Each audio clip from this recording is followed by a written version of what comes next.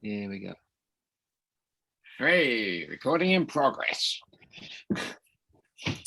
Good stuff. So we're going to have another look at this idea of continuity, the image of God and Elijah, moving on from what we did last week. I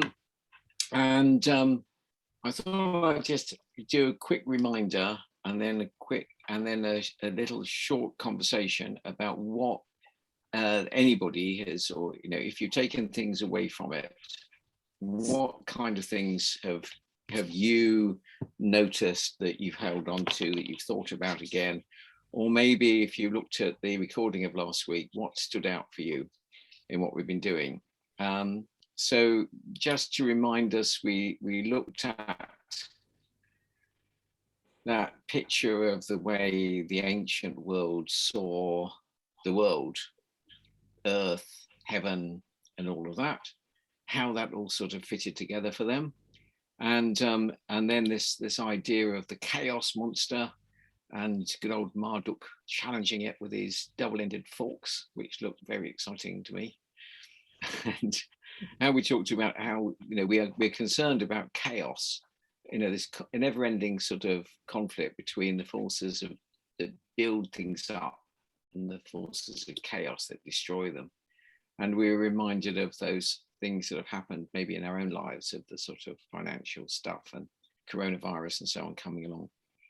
And then we got to have a look at good old Baal and those images of Baal and Asherah and the Asherah poles and all that kind of stuff. So before we go any further, we looked at this stuff last week. It seemed to leave an impression with some folk. Looking at the recording also seemed to leave an impression with people. I just wonder what it is that has stuck in your mind about this. And have you got any thoughts, observations, or questions that have come up as a result? Well, I mean, would you like to just go on to that continuity slide before we do that as well, just to remind you of this idea as well? Continuity being that all things that exist are part of each other, no fundamental distinctions between humanity, nature, and the divine. And the fact that if something looks the same, then it is the same. If it has the characteristics of Baal, then it is Baal. If it is a kind of, a thunderstorm, that can feel like a raging bull. So therefore, the raging bull is also Baal. That kind of idea. So, any thoughts? I'm just really keen to hear what you've got to say and what you think about it. I think it made me understand a bit more about, why they had the idols and things like that. The way that it was explained, because of the sort of the lack of knowledge of like the image of the earth, and with it being flat and the heavens encased in that, and the limited knowledge. It's hard to explain what I'm saying. I suppose it's just it was just understanding why people had gods in their images to survive, basically, to live, to produce rain for the crops, fertility for families and things like that. Yep. You could sort of see why it was done. Yeah, good stuff. Anybody got any other thoughts that have come to mind or that stuck in their mind from this sort of thing? I can see how it's a very simplified way of looking at things, but I'd like to know how they came up with the idea of there being a god that looked after it. But I suppose we'll never know that. What god, our god, do you mean, or any god that they made up? Ah. Okay. Well, the origin of it was to explain the world. Right.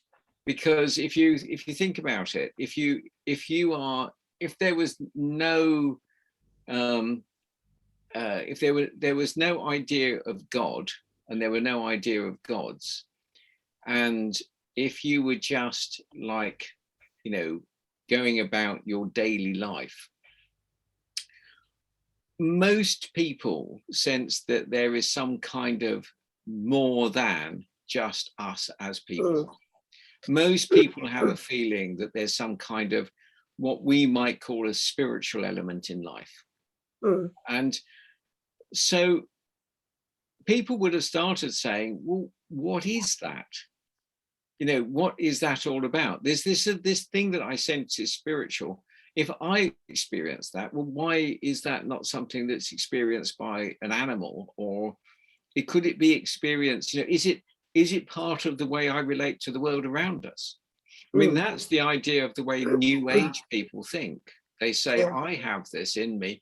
The world itself has something in it. So if you to extend that hypothesis, has anybody come across the Gaia hypothesis, the Gaia hypothesis for the Earth? No. No? Gaia. No. Or often written just Gaia, like the sort of top of the range Ford used to be. Gaia. Yeah. So the idea is that, and this was proposed by a guy called Lovelock. I don't know, in about the 1970s.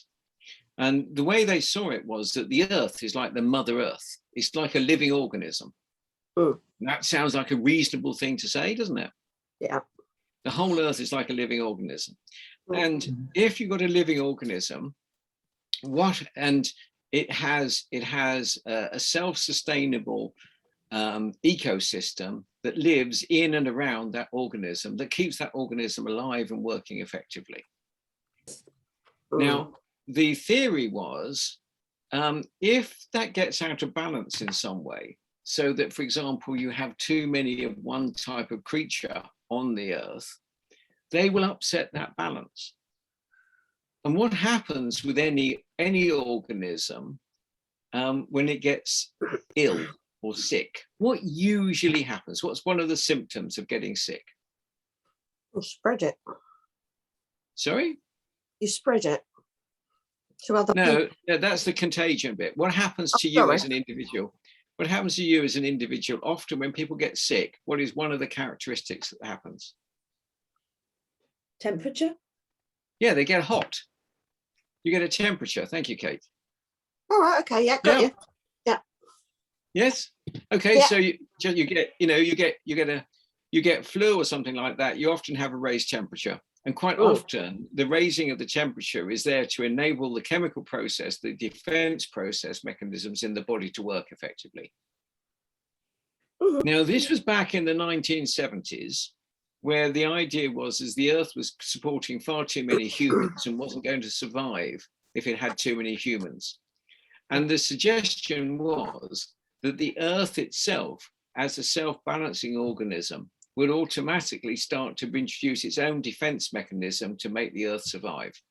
Right. And this guy Lovelock proposed that it was going to get hot. That was before anybody thought of the idea of global warming. Yeah, he wasn't wrong then. No, but isn't it an interesting theory? Very. Doesn't that kind of hang together? Can you start thinking, okay, well, I can kind of see how that is, and you can kind of see the sense in the kind of New Age idea. Yeah. That actually, if you upset a system around you, you're going to have this sort of your personal and your spiritual effects of the things around it. So it's not unreasonable to think that there might be some characteristics in these physical elements of the world around you. Yeah.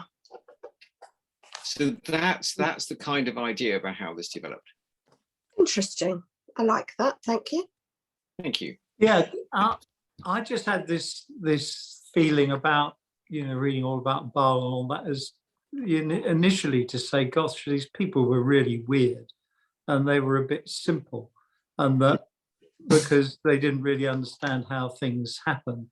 And then I started thinking about the current world and how intellectually superior we all are from those people.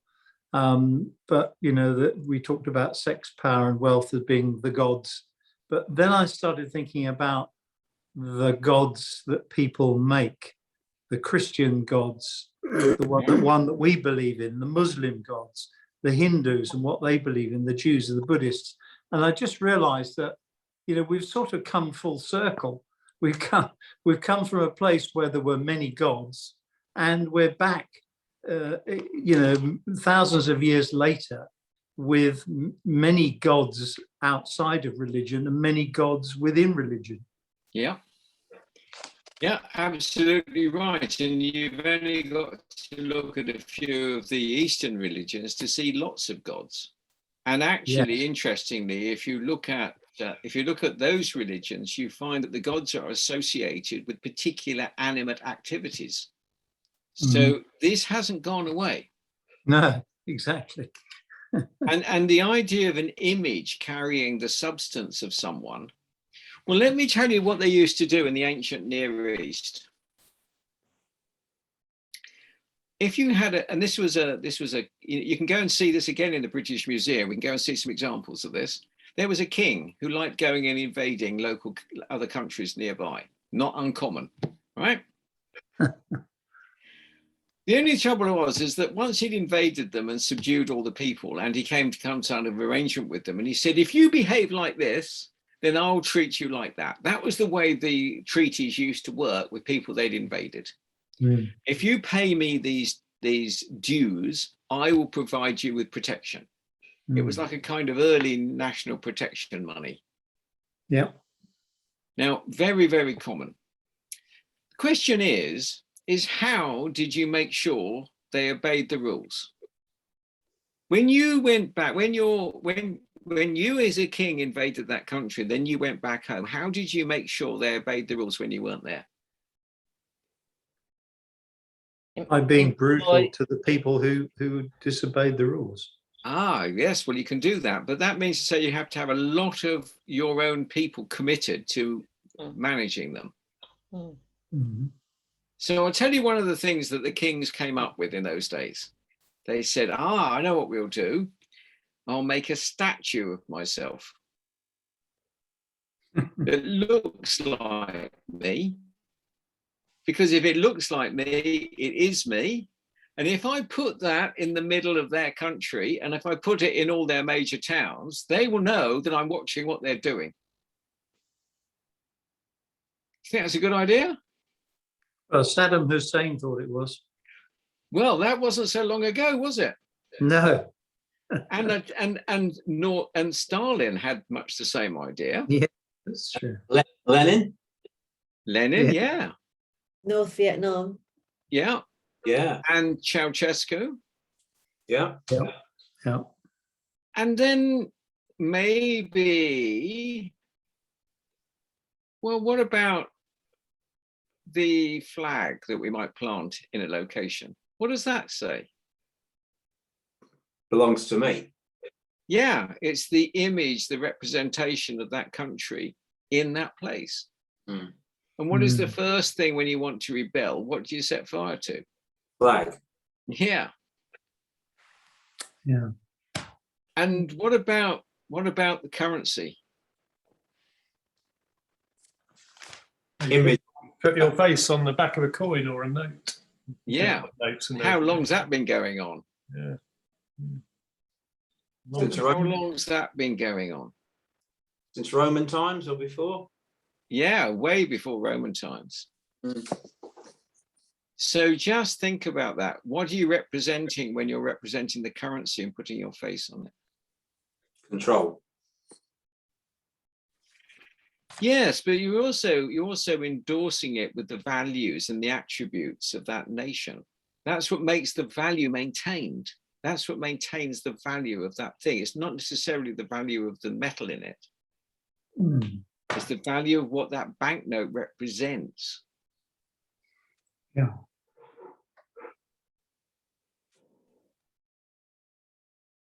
So can you kind of see how this kind of idea has continued?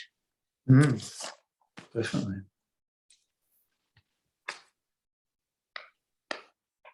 Any more to say about any of that? And we're going to keep coming back to these thoughts, by the way, all the way through the stuff we're going to be doing in the Old Testament. So what I did think was interesting though is this past week, almost everywhere where I've gone, is people have these little display things, not of, and I think it's more just for display. They don't necessarily mean anything by it, but they're little Buddhas that you can just buy like in the store as trendy. And it just amazed me everywhere that I kept coming across them. And I kept thinking people have no idea what they're doing. They've got these little Buddhas that they think are all like peaceful little happy things. And they have no idea, or they completely underestimate the spiritual aspect of everything. Yeah, you're right. I mean, some friends of ours who are Christians, we discovered in their house 2 little statues of Hindu gods. Yeah. And we said to them, I think it'd be a good idea if you got rid of those. Mm. And they went and put them in the bin, which was great. But how many people have seen that as a garden ornament? There's a Frank Skinner's got a book out, something like a comedian's guide to prayer or something like that, and he does a whole chapter on, you know, Christians have missed a trick here, because all the Buddhists are out there in the garden centres and TK Maxx with their Buddhas, people buying them for home decoration, but you know, we've missed out there, Christians, come on. But yeah, I think it's that thing again of, it represents something. It represents, as you say, happy smiley things, or a spirituality, a vague spirituality. It's something like that we can hold on to, but we don't have to get too deeply into it, you know. Yeah. I think that's what people are going for. You do see it everywhere though. You see people's little rituals in the week as well, so we haven't come far from this generally, have we? No. The things people do to make life work. I think people think they've come farther than they've come. They want to pretend they've come far, but then they actually, in action, in their head, they've come really far, but in their actions and in their behavior, they're just Absolutely right. Yeah. When I was at St. Mellitus last Thursday evening, I sat on a table with some people, and one lady kept saying, fingers crossed, fingers crossed. And I said, is that what you really mean? Are you really saying that that's what you do? And I said, wouldn't praying be better? And she was like, oh yeah, I pray as well. But I think it's good to catch ourselves. This is somebody in training to become a priest, you know. Oh gosh. But I have to catch myself in that, you know, as we said last week, a lot of these things actually are people trying to run it themselves. If they've made up this God that they're trying to please, they are essentially trying to get life in their hands again. And I think I do that quite a bit in the week, where I then need to stop and give it to God. So it's always a taking back of control, you know, and I need to watch that as a Christian to go, oh no, sorry, you do a better job than I would. And the control thing is interesting, because you remember the fundamental thing that people were worried about was control versus chaos. You're always worried about the things going off track and wrong. That's why we try to exert control. So I was going to then say, so just move on to this next slide. We remember this one about kind of like the river, and all things that exist are physically and spiritually part of one another. And what we want the gods to do. That's why they had, you know, the temple prostitutes and all that kind of stuff.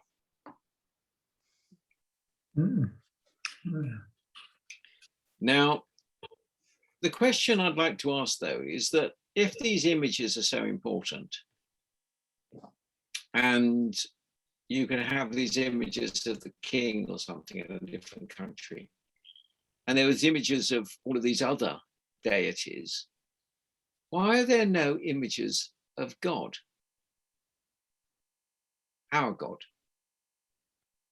But didn't he say that he couldn't be an image? We made an image of Christ on the cross because that was something. Right, why? Probably because he says he can't be part of it all. He's part of everything. He stands above it, so he's not part of it. Okay, so there's something in the 10 Commandments about not making any graven images of other gods. So why do you think there's no images of God?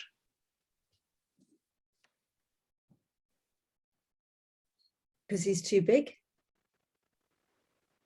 Because he's too big?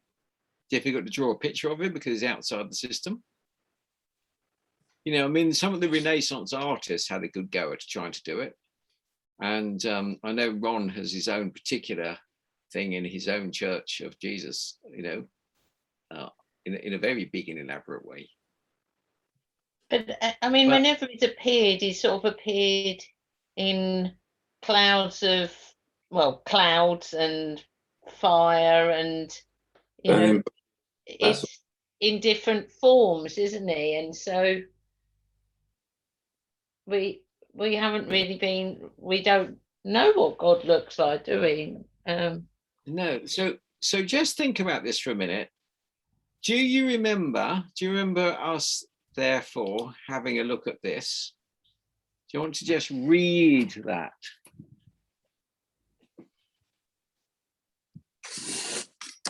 Yeah, God looks like us because we're made in his image. But okay, just read. Can you just read that? Sure. Yeah.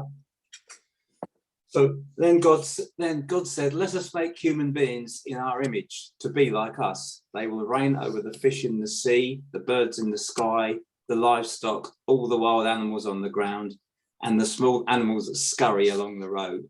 So God created human beings in his own image. In the image of God, he created them, male and female, he created them.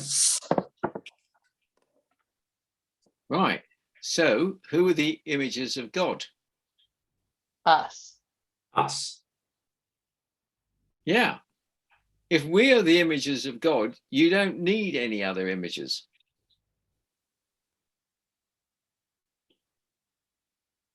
You're going So for then, questions. Sorry, So what was that? just think that through a bit more.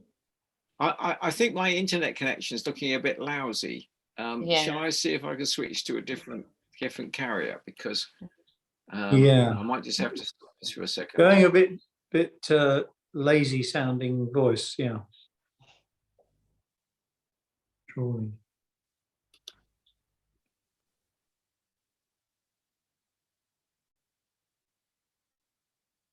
Let's see if this works any better.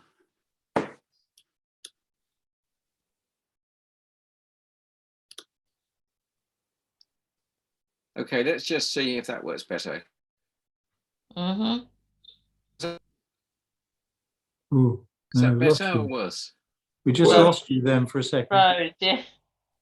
Well, you'd frozen then for a minute. Mm.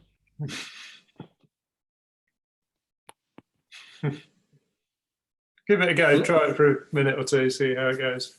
Hello, Paul, are you there? Yep, Alpha Oh, Beta right. Foxtrot Barbecue. That's it. Okay, so so the thing that's interesting here is that there's no images of God because we are the images of God. That's a bit mind blowing, isn't it? Really? Right. Yeah. I remember Well, this I'm was sure some people who didn't believe in God and Jesus would say, yeah, that's exactly what you've done. You humans have created a God. well, the thing that's interesting is that think about the other religions, the other deities, they were all Yeah. created by man to represent things that existed. This is God who is outside the system. So it comes the other way around. Mm. If we are not, if you think about it, if we're not made in God's image, we will create gods in our image. Yeah.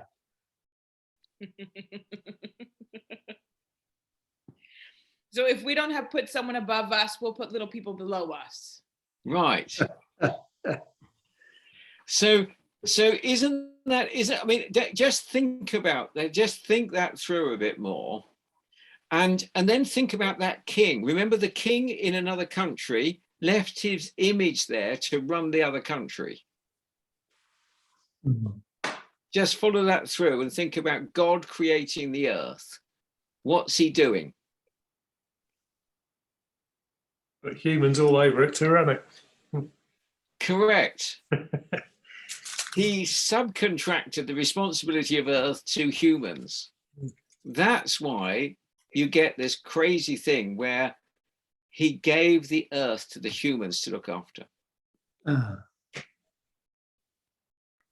Sometimes it feels like that was his first big mistake. It sounds like a really dumb thing to do, but can you get this idea here? It's a huge idea. Hmm.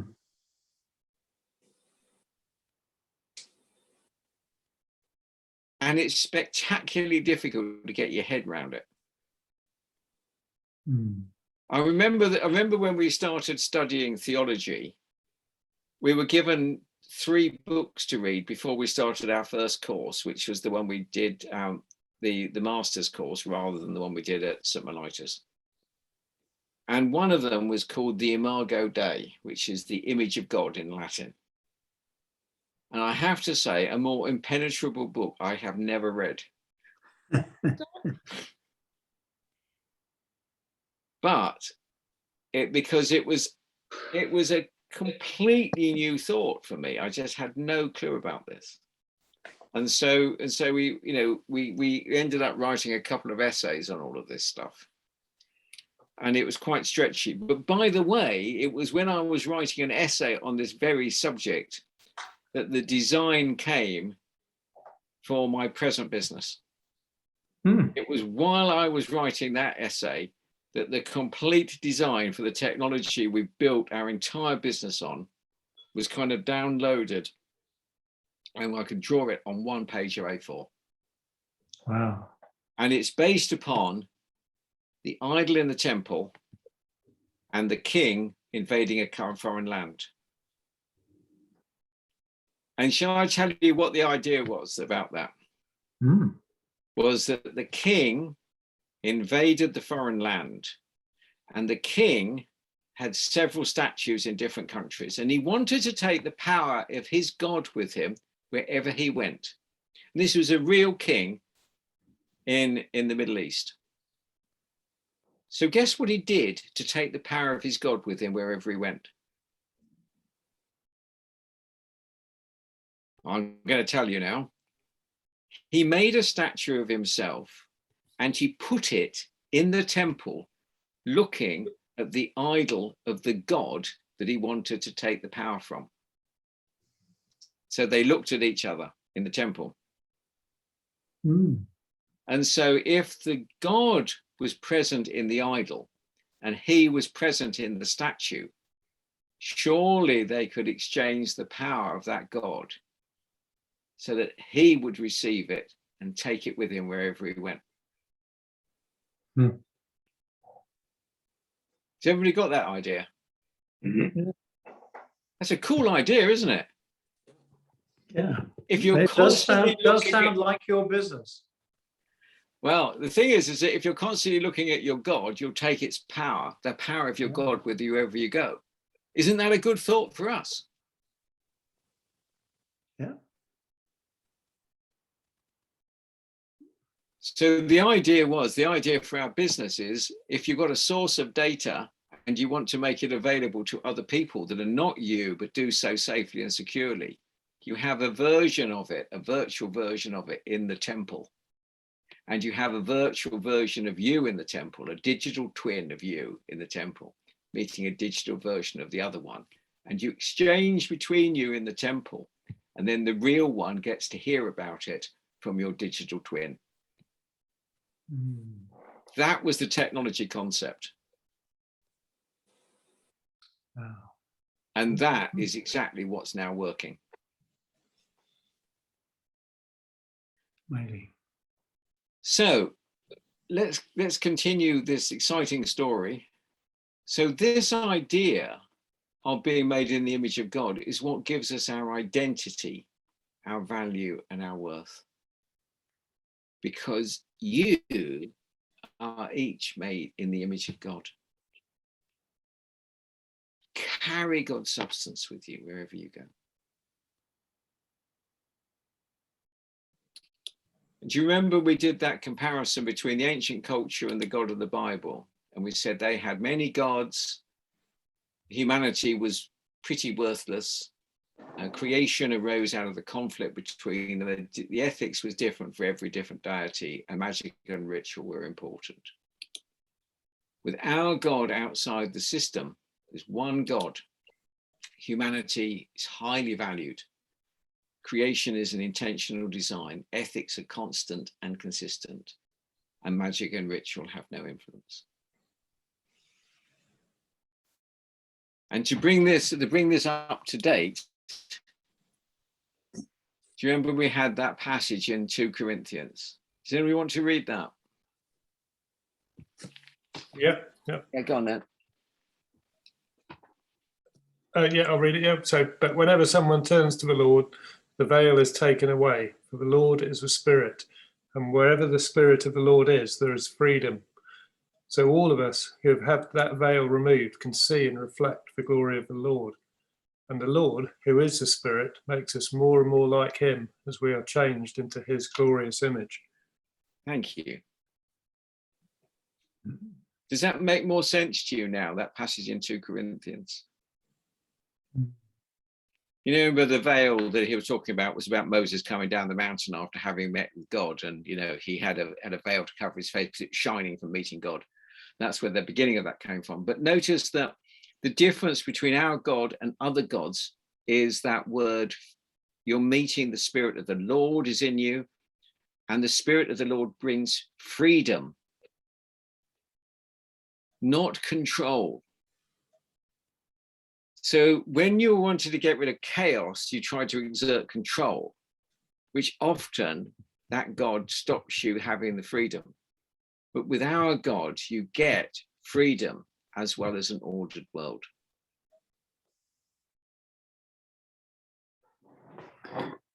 Yeah, I can see that. I really can. What I think I struggle with a little bit is when you see what man did with that spirit in some places, you know, like the organized churches, particularly the Catholic Church, but I guess also the Anglican Church, in terms of its control over other people and its rituals. When we say that in our God there are no rituals, well, you know, if there aren't rituals, I mean, I've never seen so many rituals in a Catholic church.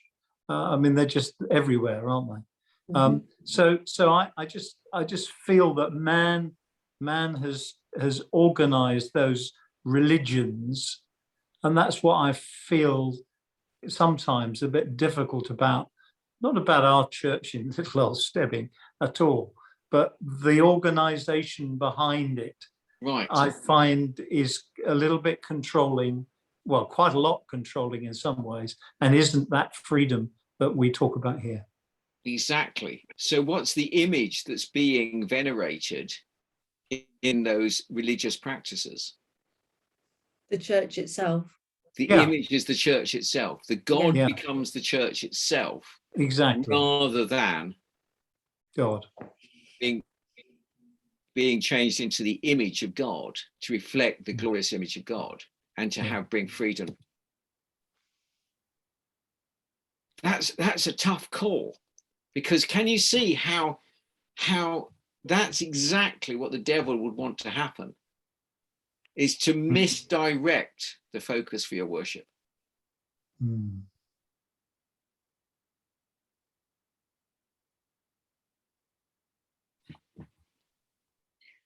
So, and actually anything can stand in the place of God. So some people, the Bible does that, because the Bible becomes the most important thing. Have you heard of people standing on the word? Now, hang on a minute. We don't stand on the word, we stand on Christ. The word points to Christ, who is the word of God. Yeah.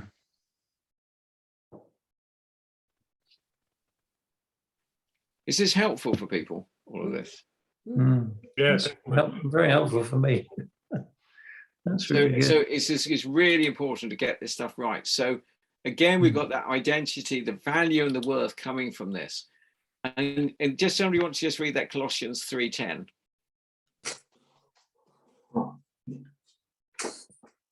I'll do it. Go on then. Put on your new nature and be renewed as you learn to know your creator. Thank you. So you see, you're taking on that nature, that image of God, as you learn to know your creator. It's quite powerful stuff, this, isn't it? But you don't get the significance of these verses until you get the context. Yeah. That's true. Yeah. And that famous phrase, which is Jesus became like man so that we can become like God. Mm-hmm. Mm.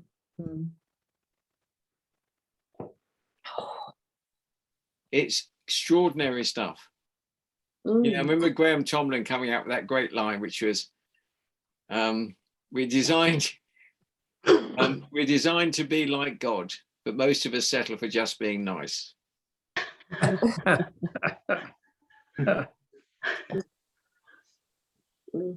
And I had to include the bumper sticker from the States.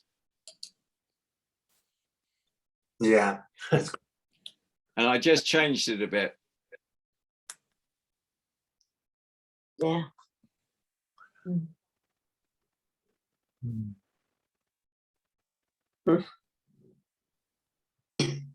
So I hope that was a useful recap, but also an introduction to a wider understanding here. Oh, yes. Yes. Definitely. And what I'd like to do is just to finish off with a little bit of a reminder about the context of the passages we were reading. Do you remember we were looking at the Old Testament and the kings that had gone awry, and how this was being challenged, because I've got a little suggestion for some sort of little bit of homework. So does somebody want to just read that passage, just to remind us of good old Ahab, and then we'll finish off. Yeah, I'll have a go. Yeah. Ahab, son of Omri, began to rule over Israel in the 38th year of King Asa's reign in Judah. He reigned in Samaria 22 years. But Ahab, son of Omri, did what was evil in the Lord's sight, even more than any of the kings before him. And as though it were not enough to follow the example of Jeroboam, he named Jezebel, the daughter of King Ethbaal of the Sidonians, and began to bow down in worship of Baal. First, Ahab built a temple and an altar for Baal in Samaria. Then he set up an Asherah pole.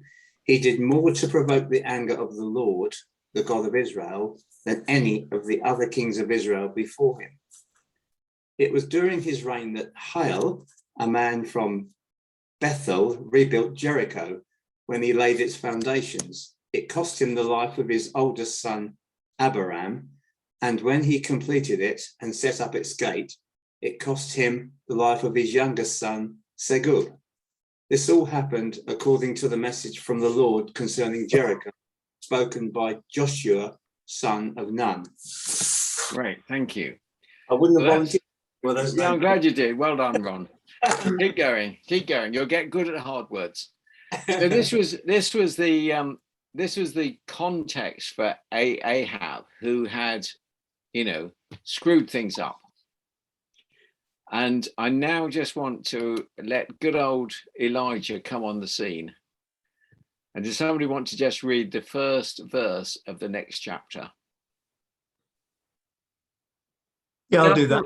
Okay. Now Elijah, who was from Tishbe in Gilead, told King Ahab, "As surely as the Lord, the God of Israel lives, the God I serve, there will be no dew or rain during the next few years until I give the word." Wow. So Elijah, this is the first time we hear of Elijah. This has got an awful lot of content in this one verse, because it kind of raises all sorts of things. Anybody got any thoughts on that? there's a consequence to some actions, and Yeah, it's a consequence. dew or rain during the next few years. Yeah. They'll be straight back to worshipping the god of rain and trying to get rain now, won't they? Yeah, they probably will. And what happens if there's no rain? No What does it mean? food. Food. Sorry, say it again. People All right. go hungry. Chaos. Yeah, he's gone off. He's gone off and hiding. And as you find a bit later on, Elijah taunts them and says maybe he's gone away on holiday, or perhaps he's sitting on the toilet, which is rather good. So what I thought I'd do is, just because we're now going to go and have a look at Elijah and how Elijah is challenging the way they're seeing the world and saying, okay, this is the way you see the world, but we've got to decide who's top God here. You know, let's decide on which God we're going to worship. That's what's going on. And you can start thinking about, okay, well, maybe we as Christians, do we need to do the similar sort of thing and say, well, who are we going to worship? Notice what the options are around you. And just like we said earlier on, James, about the church, is the ritual, is the way we do church the important thing, or is it something else? Something else. Yeah. It's got to be something else, isn't it? Yeah. So it does make you wonder why we often have big arguments about how we do church, doesn't it? Absolutely. Mm. I think we And can do the so- great kind of put off as well, that we can kind of, we'll get through this life and then we'll be with Jesus, Yeah. rather than he's here now. And we're in his image now. We carry all of that weight with us. Yeah. So what I'd like to do is just bring us back to this whole thinking pattern and just say, between now and next week, and I know we won't be looking at this chapter next week, but I'd like you to have a look at 1 Kings chapter 18. And if you've got chance to, between now and next week, read 1 Kings chapter 18 and notice this great contest between Elijah and Baal. And we're going to be looking at it again in a couple of weeks' time, but just read it through and just think about all of the things we've been talking about what that conflict meant, and just start imagining you in that kind of environment and what that must have been like. So we'll just finish off now, and I'm just going to go back to I think a couple of earlier slides, if I can,